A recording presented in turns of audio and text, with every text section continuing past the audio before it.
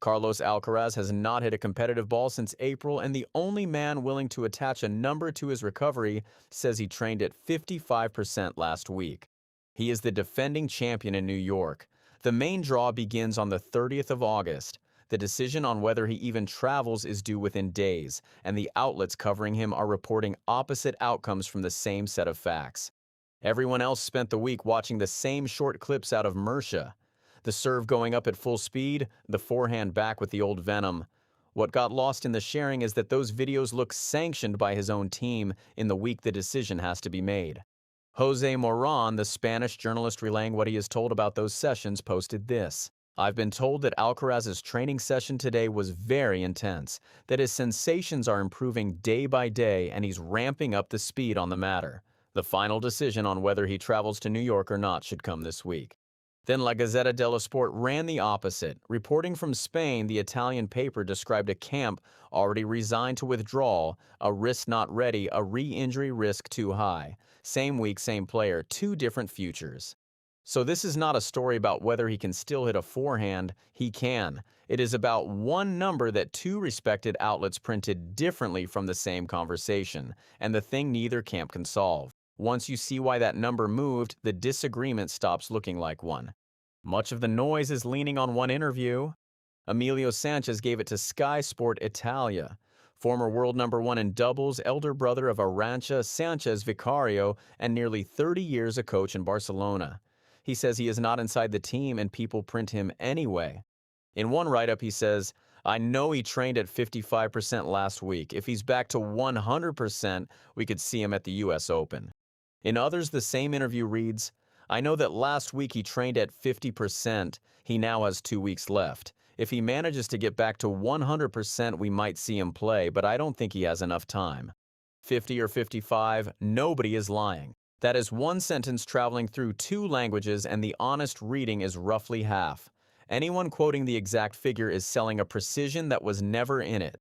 The revealing split is not the number, it is the ending. One version closes with him saying he does not think there is enough time. Another version of the same conversation closes with this. I don't know if he should wait until the fall, but then maybe he'll go, play, and surprise everyone like he's done his whole life. The entire international disagreement is sitting inside one man's answer. Some write-ups quoted the hopeful half, others quoted the doubtful half. Both quoted him accurately. Neither one is contradicting the other. Each chose which sentence to lead with, and that choice says more about the newsroom than about a tendon in Murcia. The injury happened in the first round in Barcelona in April in a win over Otto Virtanen.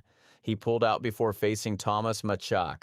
It was reported as Tenosynovitis, inflammation of the sheath a tendon runs through, and a short interruption became the longest absence of his career. Madrid gone, Roland Garros gone, where he was defending champion, Wimbledon gone, Montreal and Cincinnati gone. His last completed event was the Monte Carlo final, where Jannik Sinner beat him in straight sets. Here is what most people sharing those clips have not thought through. A Masters and a Major are not the same test. Sanchez put it plainly.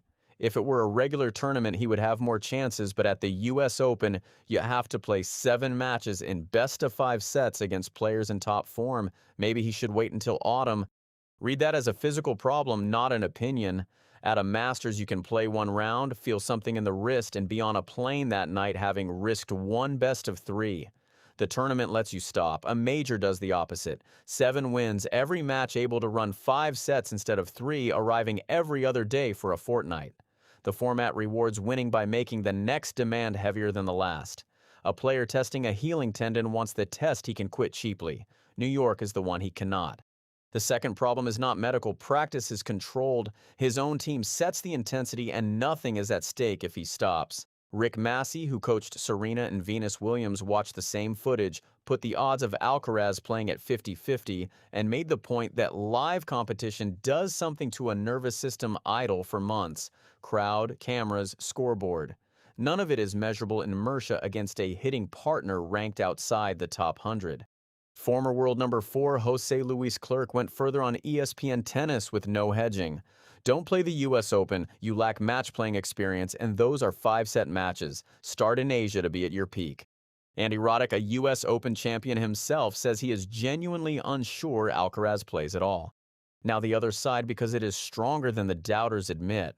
He is 23 years old with 7 major titles. He is 22-3 this season and won his first 16 matches before Daniil Medvedev stopped him in the Indian Wells semifinals. He beat Novak Djokovic to win his first Australian Open, becoming the youngest man to complete the career Grand Slam. He sits at world number 2 on 8,160 points, and a major title is worth 2,000 of them. Skip New York and roughly a quarter of his ranking total disappears in a fortnight for a tournament he already won. Sinner withdrew from Cincinnati too and has been treated for a knee problem of his own. The top of the men's game has rarely looked more open to anyone arriving in full health. If Alcaraz believes the wrist is sound, going is not vanity, it is opportunity. Here's where I come down. Take the withdrawal. Not because the clips look bad, they look excellent, but because a Grand Slam is the worst available instrument for learning what he needs to learn. He is being asked a question about durability in the most punishing format in the sport on a joint that has already cost him 2 majors this year with no competitive reference since April. One door remains before New York, the Winston-Salem event starting on the 23rd of August. Taking it means a first match in 4 months, about a week before defending a major. That is not preparation, that is a second gamble on top of the first. The alternative is already mapped. La Gazzetta reported the Laver Cup in London the 25th to the 27th of September as the realistic target with the Asian swing behind it. Elite opposition, no best of 5, no ranking consequence. It serves every stated reason for wanting New York except pride in 2,000 points. Watch one signal this week, not another training video, because those only reach us when they look good. Watch the entry list, he is on it, he has not confirmed, and silence this close to a major is almost never the sound of someone about to play. The clips proved he can hit a forehand at full speed with no match on the other side of the net. That was never the question. The 7th match is the question, and there is no way left to ask it before the 30th of August.